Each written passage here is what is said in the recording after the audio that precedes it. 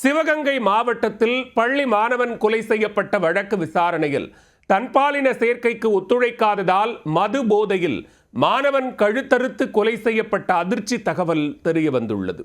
Police விசாரணையில் அம்பலமான திடுக்கிடும் தகவல்கள் என்ன?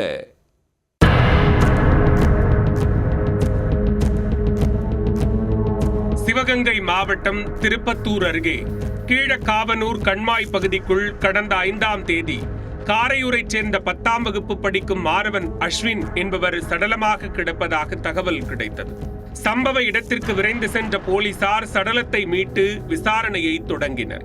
தீவிர விசாரணையில் கொலையாளிகள் உயிரிழந்த அஸ்வினின் சக நண்பர்கள் என்பது தெரிய வந்தது. இளந்தமங்கலம் பகுதியைச் சேர்ந்த மாடுபிடி வீரரான அரவிந்த், காரையூர் பகுதியைச் சேர்ந்த கணேசன் ஆகியோர் அஸ்வினின் கழுத்தை அறுத்து கொலை செய்தது போலீஸ் விசாரணையில் அம்பலமானது. பள்ளி மாணவன் கொல்லப்பட்ட சம்பவம் அப்பகுதியில் பெரும் பரபரப்பை ஏற்படுத்தி இருந்த நிலையில் கொலைக்கான காரணம் என்ன, உண்மையில் மதுபோதையில் ஏற்பட்ட தகராறுதான் கொலைக்கு காரணமா அல்லது வேறு ஏதேனும் முன்விரோதம் இருந்ததா என பல்வேறு கோணங்களில் போலீசார் விசாரணையை தொடங்கினர். தனிப்படை அமைத்து கொலையாளிகளை தேடி வந்த போலீசார் தலைமறைவாக பதுங்கியிருந்த குற்றவாளிகள் இருவரையும் அதிரடியாக கைது செய்தனர். அவர்களை கீழச்சிவல்பட்டி காவல் நிலையத்தில் ஒப்படைத்தனர். இதனை அடுத்து குற்றவாளிகளிடம் போலீசார் நடத்திய விசாரணையில் பல்வேறு திடுக்கிடும் தகவல்கள் தெரிய வந்தன.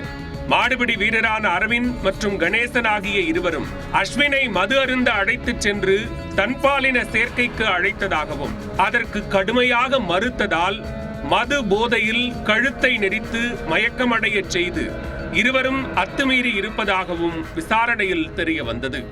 அதன் பின் மயக்கத்தில் இருந்த அஸ்வினை கழுத்தை அறுத்து கொலை செய்ததாக வாக்குமூலம் அளித்துள்ளனர். கூடா நட்பு கேடாய் முடியும் என்பதற்கிணங்க இந்த கொலை அரங்கேறி இருப்பது விசாரணையில் தெரிய வந்துள்ளது. இந்நிலையில் மாணவர்களிடையே போதிய விழிப்புணர்வு இல்லாததே இதுபோன்ற சம்பவங்களுக்கு காரணம் எனவும் அரசு மற்றும் தனியார் பள்ளி மாணவர்களுக்கு போதிய விழிப்புணர்வை வழங்கிட வேண்டும் என்றும் சமூக ஆர்வலர்கள் கோரிக்கை விடுத்துள்ளனர்.